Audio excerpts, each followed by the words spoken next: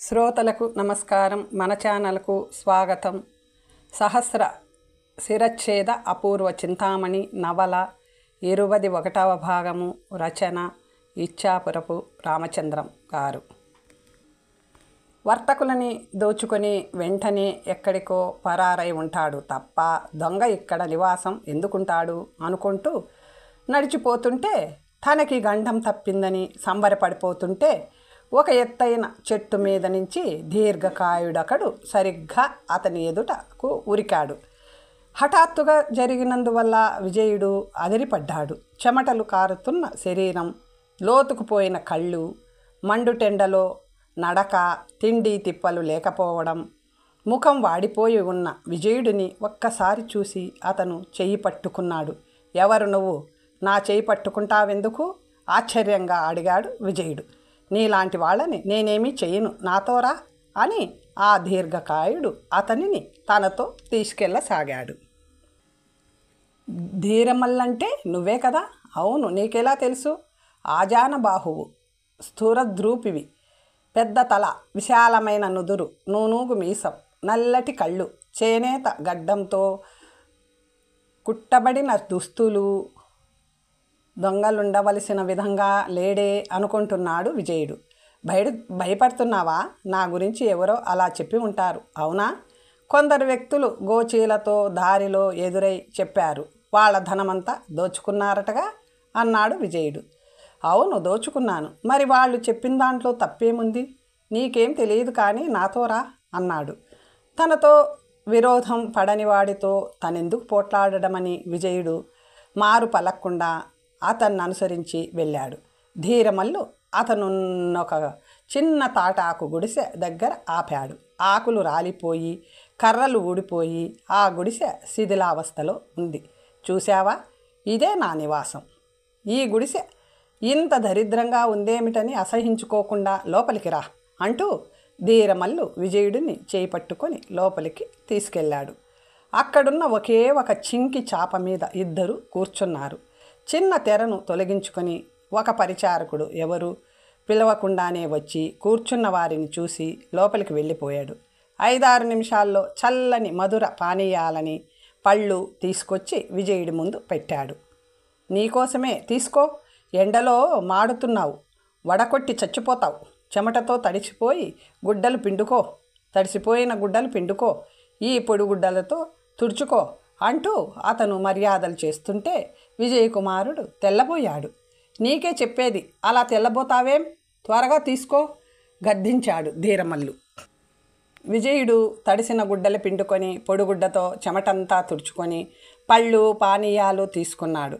పరిచారకుడు అతనికి విసనకరతో విసురుతుంటే ముక్కు మొహం తెలియని అపరిచితుడు గజదొంగ తన పట్ల ఎందుకింత దయగాను మర్యాదగాను ప్రవర్తిస్తున్నాడా అని అతను తికమక పడసాగాడు.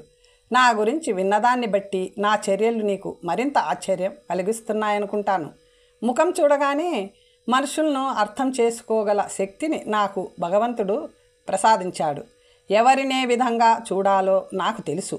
కాకులు కూడా ఎగరని ఈ నిప్పులాంటి ఎండలో ఎంత దూరం నుంచి ప్రయాణం చేస్తున్నావు? బతుకుదామనే చద్దామనే? నీదే ఊరు? నీ పేరేమిటి అని అతను అడిగేసరికి విజయుడు తన వివరాలన్నీ చెప్పాడు. చింతామణి ప్రశ్నలు, తాను యాభానగరం పోతుండడం చెప్పాడు. అది విని, నేను అనుకున్న దానికంటే ఎక్కువ పరోపకారానికి పాటుపడుతున్నావు. స్వార్థం వదిలి దేశ సౌభాగ్యానికి పాటుపడే ధీరులు నీలాగా ఎక్కడో ఉంటారు. నీ పరిచయం నాకు చాలా సంతోషం కలిగిస్తుంది. ధీరమల్లు దొంగల నాయకుడని మహాదుర్మార్గుడని విని ఉంటావు, కానీ నా చరిత్ర వింటే నీ అభిప్రాయం మార్చుకుంటావు అన్నాడు అతను. తప్పకుండా వింటాను, చెప్పు అన్నాడు విజయుడు. ధీరమల్లు చెప్పసాగాడు. ఈ కాశ్య ప్రదేశం రత్నగర్భ అని అనాది నుంచి భూమండలమంతా కీర్తి పొంది ఉంది. ఈ మహాసామ్రాజ్యానికి యాభానగరం ముఖ్య రాజధాని. నేను ఈ కాశ్య ప్రదేశ పౌరుడినే. దత్తాత్రేయ మహారాజు సైనిక దళాలలో ఒక తండ్రి ఒక సామాన్య సిపాయిగా ఉండేవాడు. నా తండ్రి ఒక సామాన్య సిపాయిగా ఉండేవాడు. సర్వ సైన్యాధిపతి తేజసింగు అహంభావానికి దురహంకారానికి పేరు పడిన వాడు. ఎవరు ఎప్పుడు తనకి నమస్కారం చేయకపోయినా తక్షణం కొలువు నుంచి తప్పించేవాడు. ఏమరిపాటు అతనిని ఏమరిపాటు ఏ మరి పొరపాటున అతనిని చూడక నమస్కరించడం జరగలేదో వారి కొలువు ఆ రోజుతో సరి. అందువల్ల అతని దళాలలోని వారు తరచుగా పనులు పోగొట్టుకునేవారు. దీని గురించి మహారాజు పట్టించుకునేవాడు కాదు, క్షమించేవాడు కాదు. ఆయనకెప్పుడు వేదాంత కాలక్షేపము, వైరాగ్య చింతనే. ప్రాపంచిక విషయాలు ఆయనకు అంటవు. తేజసింగుకు సర్వాధికారాలు ఇచ్చేసి తన ప్రపంచంలో తాను ఉండేవాడు. ఒకనాడు మా తండ్రి వీరమల్లు తన గుడారంలో ఒంటరిగా కూర్చుని కత్తికి మెరుగుపడుతుండగా సర్వ సైన్యాధిపతి ఆ గుడారం ముందు నుంచి పోవడం మా తండ్రి చూడక నమస్కరించలేదట. అంతే, తక్షణం తన ఉద్యోగుల ద్వారా మా తండ్రి గారికి కొలువు విరమింపు పత్రం పంపించాడట. అలాంటి అనేక మంది తరువాతే మా తండ్రి కనుక అందుకు ఆశ్చర్యపడడం కానీ మళ్ళీ ప్రయత్నం కానీ అవసరం లేకపోయింది. అప్పటికి నేను 16 ఏళ్ల వాడిని. నేను, మా అమ్మ, 2 చెల్లెళ్ళు, మా నాన్న, మొత్తం 5 జీవితాలు ఆధారం లేకుండా పోయాయి. మా నాన్నగారు ఈ కొలువే మరో దేశంలో సంపాదించుకొని సుఖంగా బతకొచ్చునని నిర్ణయించేశారు. కానీ అంతవరకు కుటుంబ పోషణ జరిగేదెలా? కొలువు కుదరకుండా అందరము ఒకేసారి వెళ్తే చిక్కులు పడతామని ముందుగా మా నాయన గారొక్కరే ఉద్యోగ ప్రయత్నం మీద వెళ్ళారు. ఎక్కడైనా కొలువు దొరికిన వెంటనే కుటుంబాన్ని తీసుకొని వెళ్ళవచ్చునని ఆయన ఉద్దేశం. ఆయన ఇల్లు వదిలి వెళ్ళిపోయారు. నెలలు గడిచాయి. మా నిత్య జీవనం ఎలా జరిగిందో తెలుసా? మా అమ్మ పూలమాలలు కట్టించి చెల్లెళ్ళ చేత అమ్మించడం, నేను ఎవరే పని చెబితే అది చేసి కూలి డబ్బులు అమ్మకివ్వడం. అలాగే ఏళ్ళు గడిచాయి. మా నాన్నగారెప్పుడో ఏదో ప్రమాదానికి గురై అకాల మరణానికి గురై ఉంటారని ఏడ్చి ఊరుకున్నాం. మా అమ్మ ఎవరో వడ్డీ వ్యాపారస్తుడి దగ్గర అవసరానికి 5 వరహాలు అప్పు చేసిందట. చాలా కాలం వరకు తీర్చలేకపోయింది. వాడ 5 వరహాల అప్పుని 12 వరహాలకి పెంచాడు వడ్డీతో. ఒకనాడు ఇంటి మీదికి పేచీకొచ్చాడు. నేను కూడా అప్పుడు ఇంటి దగ్గరే ఉన్నాను. అతను నేను ఇంతకు ముందే ఎరుగుదును. నగరంలోని శ్రీమంతులలో ఒకడు. ముందర ఏదో నిష్ఠూరంగా మాట్లాడాడు. అయ్యా, పిల్లలు కలదాన్ని, భర్త దేశాంతరం పోయి తిరిగి రాలేదు. బతికుంటే నీ బాకీ ఎప్పటికైనా తీర్చుకుంటాంలే, ఇప్పుడు ఒత్తిడి చెయ్యకు అంది అమ్మ. నీ బతుకు బాగుండే వరకు నేను కాసుకొని కూర్చోవాలా? అంత డబ్బు లేకపోతే యవ్వనం ఇంకా ఉంది కదా, 12 వరహాలు ఒక్క రాత్రిలో సంపాదించగలవు అన్నాడు. ఆ మాటలకి మా అమ్మ జలజల కన్నీళ్లు రాల్చింది. మా నాన్నగారు చనిపోయి ఉంటారని మేము నిశ్చయించుకున్నవాడు కూడా అంతగా ఏడవలేదేమో. నిశ్చయించుకున్న నాడు కూడా అంతగా ఏడవలేదామె. ఆ కన్నీళ్లు చూసి నేను ఆవేశం ఆపుకోలేకపోయాను. నా రక్తం ఉడికిపోయింది. దగ్గరలోనే ఉన్న మా నాయనగారి పాత ఇనప డాలుతో తోలు బూటు అందుకొని ఆ చెంప ఈ చెంప వాయించేసరికి వాడి పళ్ళు ఊడి రక్తం కారసాగింది. అయినింటి ఇల్లాలిని ఇటువంటి బుద్ధి లేని మాటలెప్పుడు అనకు, పో నీ అబ్బతో చెప్పుకో అన్నాను. వాడు రక్తం కారుతున్న దవడని చేత్తో పట్టుకునే సైన్యాధిపతికి ఫిర్యాదు చేసి నిన్నేం చేయిస్తానో చూడు అని వేగంగా వెళ్ళిపోయాడు. మా అమ్మ నన్ను కౌగిలించుకొని ఏడుస్తుంటే మా చెల్లెళ్ళు మరింత ఏడవసాగారు. అయ్యో నా తండ్రి, ఆ వర్తకుడిని ఎందుకు కొట్టావురా? దినాలు బాగుండలేదు, మాట పడ్డా సహించుకోవాలి. చేయి చేసుకున్నావని రక్షకభటులు వచ్చి నిన్ను బంధించి తీసుకుపోతారు. మీ నాయనగారు పోయినందుకే కుళ్ళి కుళ్ళి ఏడుస్తుంటే ఇప్పుడు నీకొచ్చిన ఉపద్రవానికి ఏం చేతుండరా బిడ్డా? నా ప్రాణాలైనా పోవేమిరా తండ్రి అంటూ అమ్మ ఏడుస్తుంటే నాకేమీ పాలు పోలేదు. మొండి ధైర్యం తెచ్చుకున్నాను. అమ్మా, నాకేం భయం లేదు, ఏడవకు. అమ్మా రా, చెల్లాయిలు రండి అంటూ వాళ్ళని చెరో చేత్తోనూ పట్టుకొని ఇల్లు సామానులు ఎక్కడివక్కడ వదిలేసి యువతలికి వచ్చి కనిపించిన మార్గంలో వేగంగా పోసాగాను. వర్తకుణ్ణి కొట్టిన నేరానికి రక్షక భటులెక్కడ వెంటపడి తరుముకు వస్తున్నారో అని అమ్మ చెల్లాయిలు మాటి మాటికి భయంతో వెనక్కి చూస్తున్నారు. అప్పటి చట్టాన్ని అనుసరించి నేను చేసింది అంత పెద్ద నేరమే. మా నాయనగారిది ఒక స్వంత గుర్రం ఉండేది. వివాహమై మా నాయన మా అమ్మతో అత్తారింటి దగ్గర నుంచి వచ్చేటప్పుడు వారొక గుర్రపు పిల్లని అల్లుడికి కానుకగా ఇచ్చారట. నాయనగారు ఇల్లు వదిలిపోయిన కొన్నాళ్ళకి మా అమ్మ డబ్బు అవసరం కొద్దీ ఆ గుర్రాన్ని ఒక వ్యవసాయదారుడికి 100 వరహాలకు అమ్మింది. రక్షక భటులకి జడిసి మేమలా పారిపోతున్న సమయంలో ఆ గుర్రం జీను, రివాబులు, బెల్టుతో సహా ఒక పచ్చిక బయలులో మేస్తుంది. అమ్ముడు పోయాక అది మమ్మల్ని, మేము దాన్ని చూడడం అదే మొదటిసారి. అదిగో మన గుర్రమే నర్రా! చెల్లాయిలిద్దరూ ఒక్కసారి ఆనందంగా అరిచారు. వాళ్ళ గొంతులని ఆనవాలు పట్టిందేమో గుర్రం సంతోషంతో సకిలించింది. అంతలో వెనక నుంచి గుర్రపు డెక్కల చప్పుడు, రక్షక భటులు మమ్మల్ని సమీపిస్తుంటే అమ్మ, చెల్లాయిలు బేజారైపోతున్నారు. ఇంకా ఆలస్యం చేయకూడదని ముందర చెల్లాయిలని, వెనుక మా అమ్మని, తర్వాత నేను ఎక్కి కాలితో సంజ్ఞ చేయడమేమిటి, అది మా ప్రమాదాన్ని గుర్తించినట్లే వాయు వేగాన్ని మించి పరిగెత్తింది. ఏనుగులాంటి గుర్రం కనుక మమ్మల్ని నలుగురిని సునాయాసంగా మోసేస్తుంది. రక్షక భటులు తమ గుర్రాల వేగం పెంచేసరికి మా గుర్రం మరింత వేగంగా పరిగెత్తింది. మా దురదృష్టం, ఏరు అడ్డమొచ్చింది. అది చాలా లోతైనది. రక్షక భటులు దగ్గరకు వచ్చేస్తున్నారు. అమ్మ, చెల్లాయిలు కంగారు పడిపోతున్నారు. ప్రాణాలు పోయినా మనం వాళ్ళకి చిక్కకూడదు, ధైర్యంగా ఉండండి అంటూ వాళ్ళని గుర్రం మీద బోర్లా పడుకోమని వాళ్ళని దాని నడుముకి కట్టేసి గుర్రాన్ని నీళ్ళల్లోకి తోస్తున్నాను. భద్రం అని హెచ్చరించాను. నువ్వో అరిచారు వాళ్ళు. నేను ఈదుకుంటూ వస్తాను. బతికామా అందరం కలుసుకుంటాం, లేదా ఇదే ఆఖరు అని నేను గుర్రాన్ని అదిలించాను. అది నీటి మధ్యకి ఒక్క గెంతు గెంతింది. నేను దేవుణ్ణి తలుచుకొని నీటిలోకి ఉరికాను. రక్షక భటులు గుర్రాలు ఏటి ఒడ్డున నిలిచిపోవడం చూశాను, అంతే. ఆ తరువాత ఎవరికెవరూ లేరు.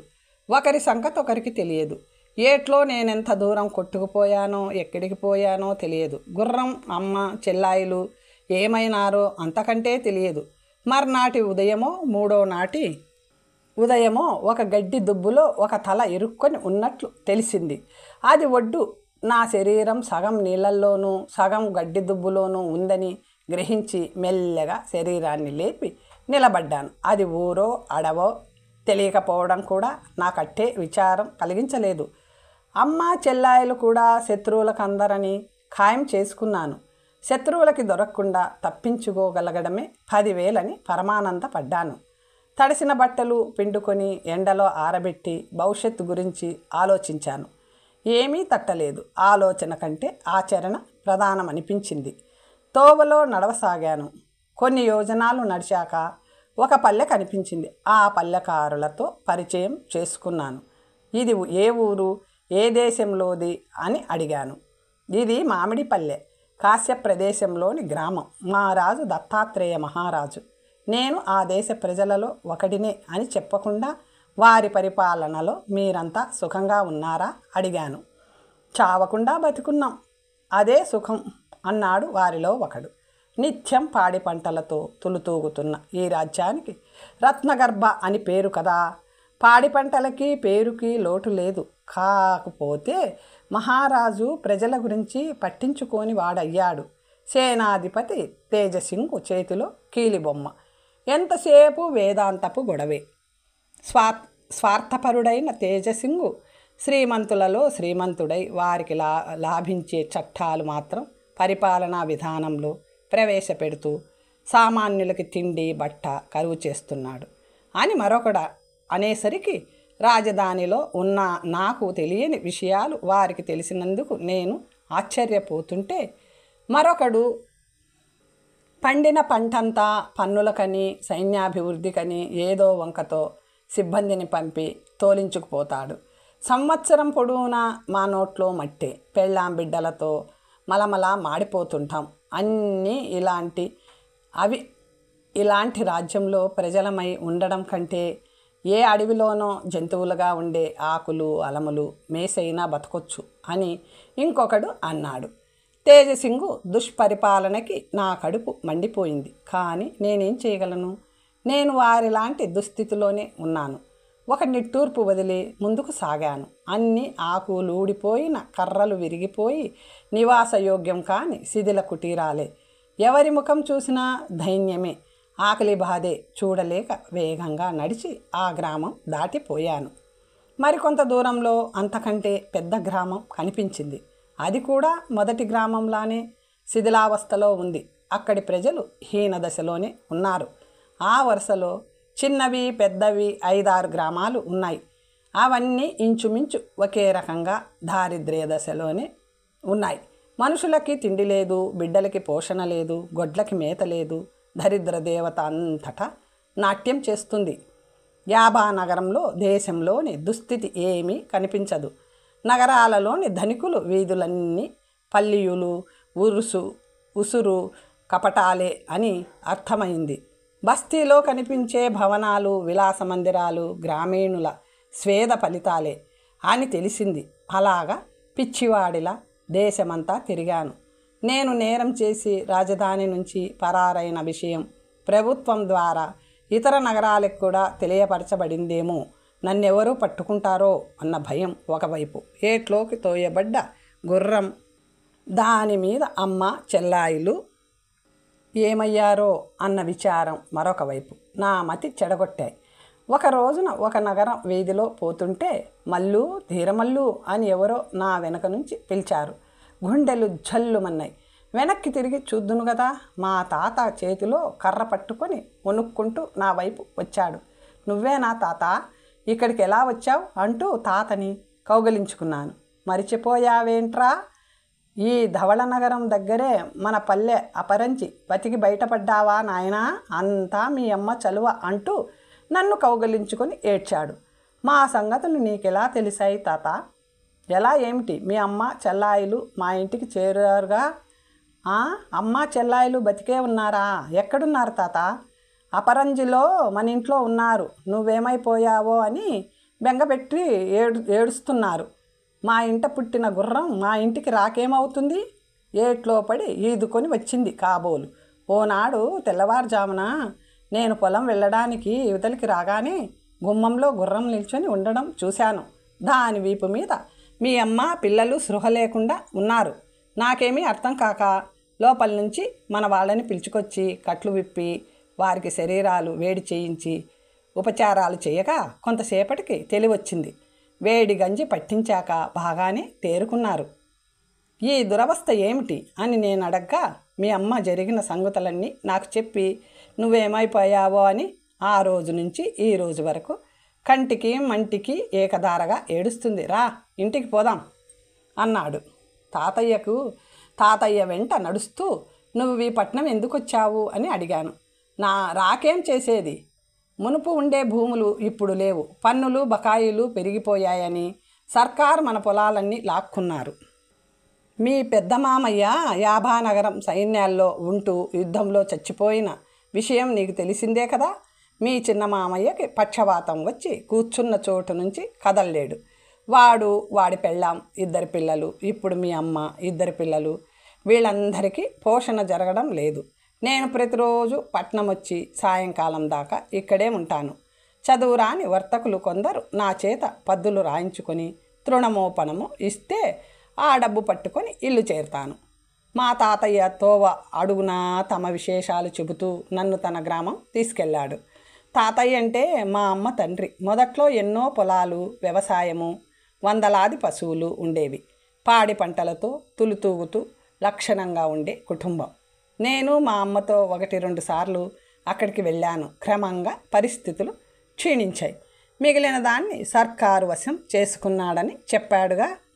80 ఏళ్ల ముసలి వయసులో ప్రతిరోజు అపరంజి గ్రామం నుంచి 5-6 ఆమడల నడిచి ధవళ నగరం వచ్చి కష్టపడి వర్తకులకి పద్దులు రాసి కుటుంబ పోషణ చేస్తున్నాడు. నాకు జాలితో కళ్ళ వెంట నీళ్లు తిరిగాయి. ఆ గుర్రం ఎంత వివేకం కలదో చూశావా? అమ్మని పిల్లల్ని కన్నవారింటికి క్షేమంగా చేర్చింది. తను ఆ ఇంట్లోనే పుట్టిన బిడ్డ అని దానికి గుర్తుంది కాబోలు. ఆ జంతువు ముందు నరులెందుకు పనికొస్తారు? తాతయ్య చెబుతుంటే ముందు ఆ గుర్రాన్ని ముద్దు పెట్టుకోవాలని తహతహలాడాను. మేము ఇల్లు చేరగానే అమ్మ పిల్లలు నన్ను చూసి బావురమని ఏడుస్తూ నన్ను కౌగిలించుకున్నారు. నేను వాళ్ళందరినీ ఓదార్చాను. తిండి లేక కాబోలు వాళ్ళు చిక్కిపోయి ఉన్నారు. ముసలి తాతయ్య ఒక్కడి సంపాదన అంతమందికి ఎలా సరిపోతుంది? అన్నాయ్, నాకు కట్టుకుందుకు ఒక్క పరికిణి కూడా లేదు అంటూ తన చిగురు పరికిణి చూపించింది మల్లిక. నా చొక్కా చూడన్నాయ్, వాళ్ళంతా కనిపిస్తూ అని చూపించింది మాలతి. మా అమ్మ స్థితి చెప్పనే అక్కర్లేదు. 2-3 గుడ్డల ముడి పెట్టుకొని కట్టుకుంది. వాళ్ళ స్థితికి నా కడుపు తరుక్కుపోయి దుఃఖం వచ్చింది. వెంటనే యువతలికొచ్చాను. గుర్రం అక్కడ గడ్డి మేస్తూ నన్ను చూసి సకిలించింది. దాని వీపు తట్టి ముద్దు పెట్టుకున్నాను. అది చిక్కిపోయే ఉంది.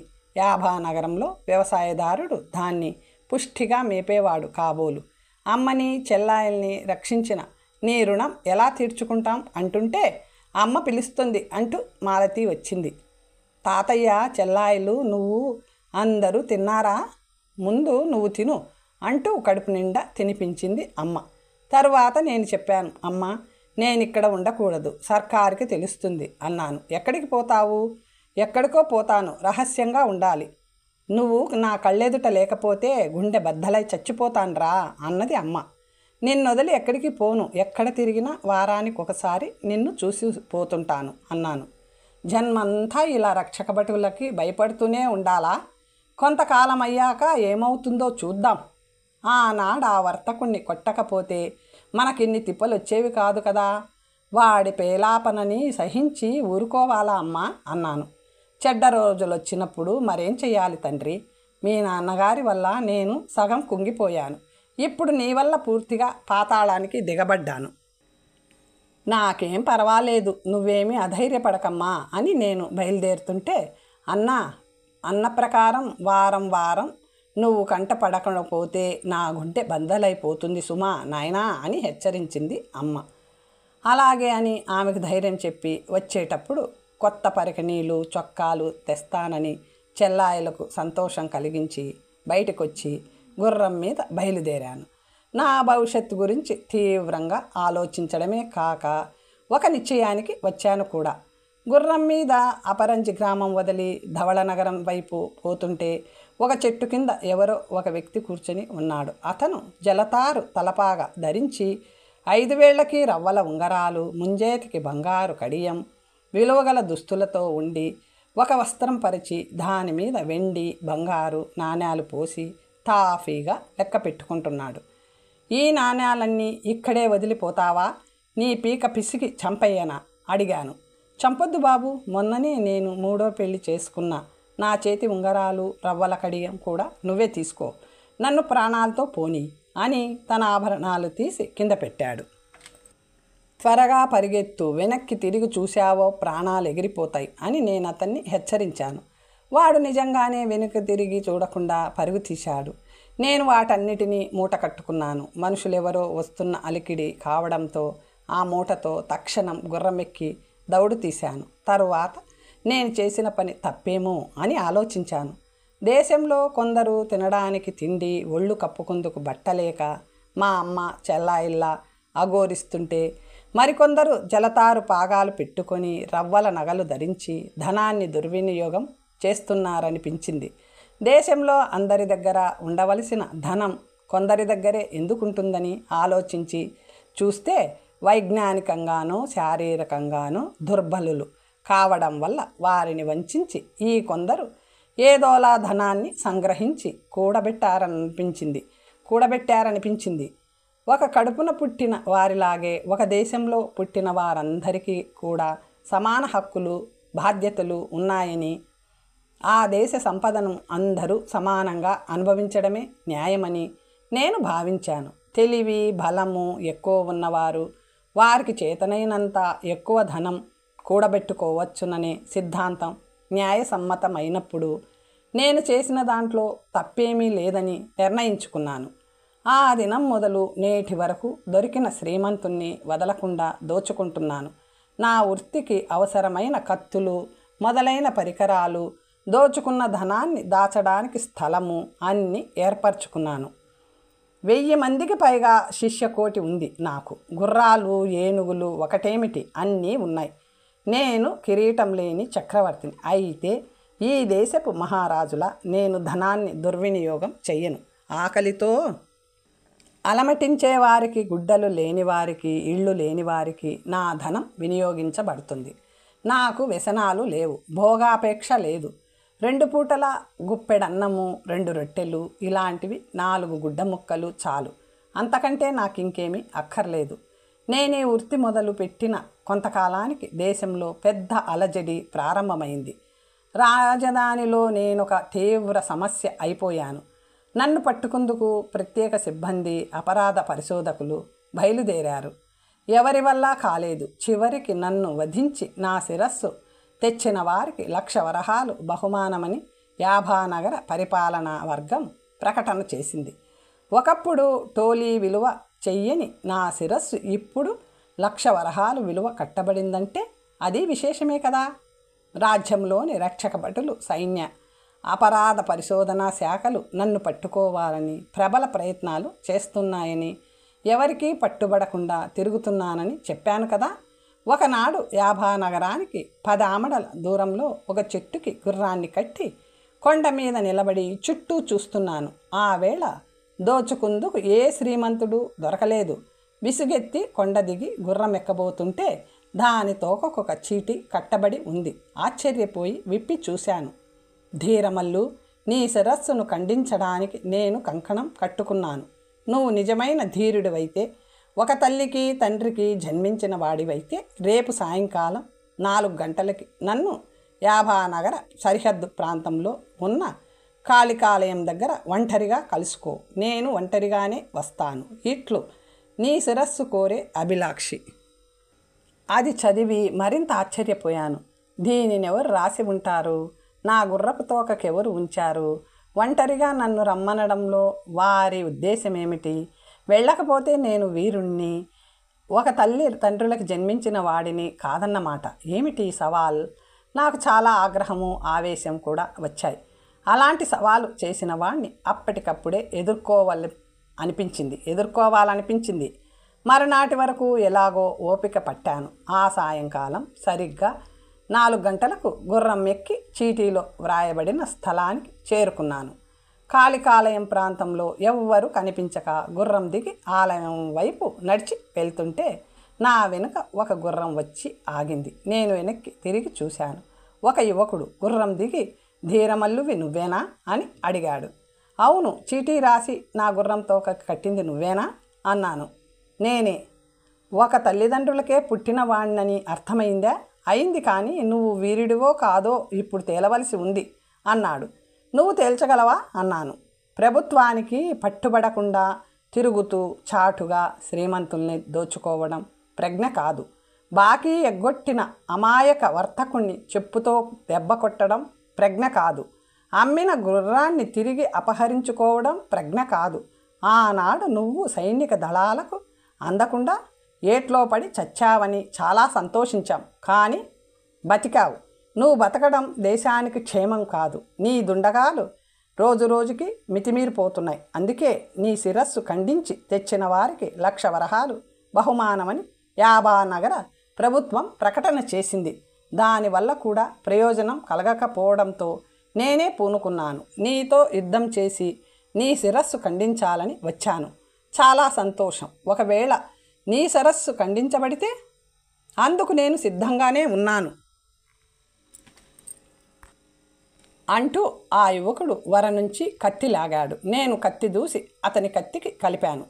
5 నిమిషాలయ్యేసరికి అతను సామాన్యుడు కాడని తెలిసింది. నేను విసిరిన దెబ్బలు కాసుకుంటూ తిరిగి కత్తిని విసురుతూ నా కంఠాన్ని నరకబోయాడు. కానీ నేను చాతుర్యంగా తప్పించుకొని ఎదురు దెబ్బ తీయడంతో ఆ యోధుడు కింద పడ్డాడు. అలా పోరు జరుగుతుండగా నేను గట్టి దెబ్బ తీయగా యోధుడి చేతిలోని కత్తి చాలా దూరం ఎగిరి పడింది. అతను పరిగెత్తేలోగా నేను వేసిన వేటు కొంచెం తప్పి అతని కిరీటాన్ని ముక్కలు చేసింది. ఆ కిరీటం ముక్కలు జలజలమంటూ నేల రాలేసరికి ఆశ్చర్యం, పరమాద్భుతం. కిరీటంలో దాగున్న నల్లటి పొడవైన కురులు శిరస్సు నుంచి మోకాళ్ల వరకు 9 గుంపులా జీరాడుతూ పడ్డాయి. అవే కానీ కనిపించకపోతే మరో విసురుతో శిరస్సు ఖండించి శ్రీహత్య పాతకానికి ఒడిగట్టేవాడిని. నువ్వు శ్రీవా? నేను శ్రీని చంపను అని కత్తి దించేశాను. ఆ సౌందర్యవతి తలదించుకుంది. ఆమె సౌందర్యం వర్ణించడం నా తరం కాదు. 20 ఏళ్లైనా ఉండని ఆ అందాల భరిణ అచ్చంగా అప్సరసలాగే అవతరించింది. స్త్రీ అయి ఉండి ఏమిటి సాహసం? ప్రియుణ్ణి కౌగలించుకోగలిగిన కరకమలంతో కరవాలం పట్టావెందుకు? విలాస మందిరాలలో వయ్యారంగా వలపుటు ఉయ్యలలోగవలసిన తనులతను రణరంగానికి ఎక్కించావెందుకు? ఆమె స్త్రీయత్వం వల్లనో అపజయం వల్లనో సిగ్గుపడుతూ తల వంచుకుని, నా పేరు సుమబాల, సర్వసైన్యాధిపతి తేజస్సింగుకి ఏకైక పుత్రికని అంది. తేజస్సింగు పేరు వినేటప్పటికీ నా రక్తం ఉడికిపోవడం మొదలుపెట్టింది. నీ తండ్రి తేజసింగు నాకు జన్మ విరోధి. తనకి నమస్కారం పెట్టలేదని దురహంకారంతో నా తండ్రిని కొలువులో నుంచి తొలగించి మా నోట ముందరి కూడు పడగొట్టినవాడు. నా తల్లి శీలాన్ని 12 వరహాల కమ్ముకోమని సలహా ఇచ్చిన ఆ వర్తక మధాంధుడిని నాలుక కోయించకపోగా అతన్ని కొట్టిన నేరానికని నా మీదకు దళాలను పంపినవాడు. అంతటితో ఆగక నా శిరస్సు ఖండించిన వారికి 1,00,000 రూపాయల బహుమానం ప్రకటించినవాడు. అలాంటి విరోధి కూతురువైన నువ్వు నా శిరస్సు ఖండించడానికొచ్చి నా చేతిలో చిక్కావు. నిన్నిప్పుడిక్కడ శిరస్సు నరికినా, శీలభంగం చేసినా నన్ను అడ్డుకోగలిగిన వారెవ్వరు కానీ నేనలాంటి క్షుద్రజాతి వీరుణ్ణి కాను. నిన్ను క్షమించి వదిలేస్తున్నాను పో. ధీరమల్లు పౌరుష ప్రతాపాలు నీ తండ్రికి చెప్పు. వాడిని వాడి దుష్ట పరిపాలనని కూకటి వేళ్లతో కూలదోసే వరకు ధీరమల్లు నిద్రపోడని చెప్పు. నా మాటలకు ఆమె ఏమీ అనలేదు. వంచిన తల ఎత్తలేదు. జారిన కురులను ముడి వెయ్యలేదు. మెల్లగా తన గుర్రం వద్దకు పోయి అది ఎక్కి నా కనుచూపులో నుంచి తప్పుకుంది. నేను గుర్రం ఎక్కి వచ్చేశాను. సుమబాల తండ్రి పంపగా వచ్చిందా, తనంతట తాను వచ్చిందా? ఏమైనా తనకి జరిగిన పరాభవాన్ని తప్పకుండా తండ్రికి చెప్పి ఉంటుంది. తేజసింగు ప్రతీకారం తీర్చుకుందుకు ప్రయత్నిస్తాడు అని నేను ఎదురు చూస్తుండగా ఒకనాడు కొందరు పౌరులు తిండికి ముఖం వాచి ఎండ దెబ్బకు వడగొట్టి కనిపించారు. అలాంటి వాళ్ళని చూస్తే నాకు సహజంగా జాలి చేతనైన ఉపకారం చేస్తాను. వాళ్ళు సుమారు 20 మంది ఉంటారు. మీదే ఊరు, ఎక్కడికి పోతారు అని అడిగాను. మాది యాభానగరం. బాబయ్య, తేజసింగు మాయలో పడ్డ మా రాజుకి మాలాంటి ప్రజల అజాపజ అక్కర్లేదు. తన భోగాలు ఉంపుడు కత్తెలు అంతే. మేమీ రాజ్యంలో బతకలేక మరేదైనా దేశం వలసపోవాలని బయలుదేరాం. కడుపాకలి మండిపోతుంది. వడదెబ్బ తిన్నాం అని చెప్పారు. వాళ్ళ మీద నాకు కొంచెం అనుమానం వేసినా వాళ్ళని పాకలోకి తీసుకొచ్చి కడుపు నిండా భోజనం, పళ్ళరసాలు, కొంత ధనం ఇచ్చాను. మీరు ఏ దేశం వలసపోవద్దు. తాత్కాలికంగా కలిగిన బాధలకు మీరందరూ రాజ్యం వదిలిపోతే ఈ రాజ్యం బలహీనమైపోతుంది. కొద్ది కాలం ఓపిక పట్టండి. తేజసింగు పరిపాలన అంతమై మీరంతా సుఖపడతారు. అంతవరకు అవసరమైనప్పుడు నా దగ్గరికి రండి. వీలైనంత తన సాయం చేస్తాను అన్నాను. వాళ్ళు చాలా సంతోషించారు. అలా అనిపించినట్లే అనిపించి అమాంతంగా లేచి నిల్చొని మొలల్లో నుంచి కత్తులు తీసి మీద పడబోయారు. అప్పుడు నేను అదుగో ఆ మీట నొక్కాను. ఆ మోసగాళ్ళు నిల్చున్న ఫలంగా భూమిలోకి దిగిపోయారు. అలా దిగిపోయిన వాళ్ళు నా రహస్య పాతాళ మందిరానికి చేరతారు. అక్కడ నా సిబ్బంది వాళ్ళని బంధించి నా ఆజ్ఞల కోసం ఎదురు చూస్తుంటారు. ఇది ఒక పాత గుడిసెలా కనిపిస్తుంది పైకి, కానీ ఇక్కడ దుర్భేద్యమైన ఏర్పాట్లు చేశాను. నువ్వు నేను కూర్చున్న ఈ నేల నిజంగా నేల కాదు. ఇనుప రేకు తాపడం. మీట నొక్కితే అది కిందికి దిగిపోయి పాతాళ మందిరం చేరుతుంది. అలాంటి పాతాళ మందిరాలు ఈ అరణ్యంలో 20 వరకు ఉన్నాయి. నేను అనుచరుల దగ్గరికి వెళ్ళాను. అప్పటికే వాళ్ళని నా సిబ్బంది బంధించారు. నన్ను మోసం చేయడానికి మీకెన్ని గుండెలు? మీరెవరు? నిజం చెప్తే మిమ్మల్ని క్షమిస్తాను, లేకపోతే మీ ప్రాణాలు తక్కవు అని గద్దించాను. మేము నిజమే చెప్పదలుచుకున్నాం. మేమందరము యాభానగర అపరాధ పరిశోధకులం. మీ జాడ తెలుసుకుందుకు దళాధిపతి తేజసింగు చేత నియోగించబడిన వాళ్ళం. మీ శిరస్సును ఖండించాలని వచ్చి మీ చేత పరాభవించబడిన సుమబాల జరిగిన విషయమంతా తండ్రితో చెప్పుకుంది. అతను మండిపడుతూ, ఓరి ధీరమల్లు, నీ గుండెలు చీల్చి రక్తం తాగుతాను. నువ్విక నన్ను తప్పించుకుపోలేవు. అమాయకుల్ని దోచుకొని అబలను జయించడం ప్రతాపం కాదు, ఇక చూసుకో నీ తిప్పలు అని గర్జించాడు. కానీ సుమబాల అతని గర్జింపులకి సంతోషించలేదు. తండ్రి, 1 సంవత్సరం గడువు, ఈ గడువులోగా ధీరమల్లు హతుడైనా కావాలి, లేదా నేనతన్ని వివాహమైనా చేసుకోవాలి. ఇది నా నిర్ణయం. రెండింటిలోనూ ఏదో ఒకటి జరిగే వరకు ఆ ధీరమల్లు ప్రతాపం వల్ల ఓడి జీరాడుతున్న నా కురులను నేను ముడివేసుకునేదే లేదు. ఇదే నా ప్రతిజ్ఞ అంది.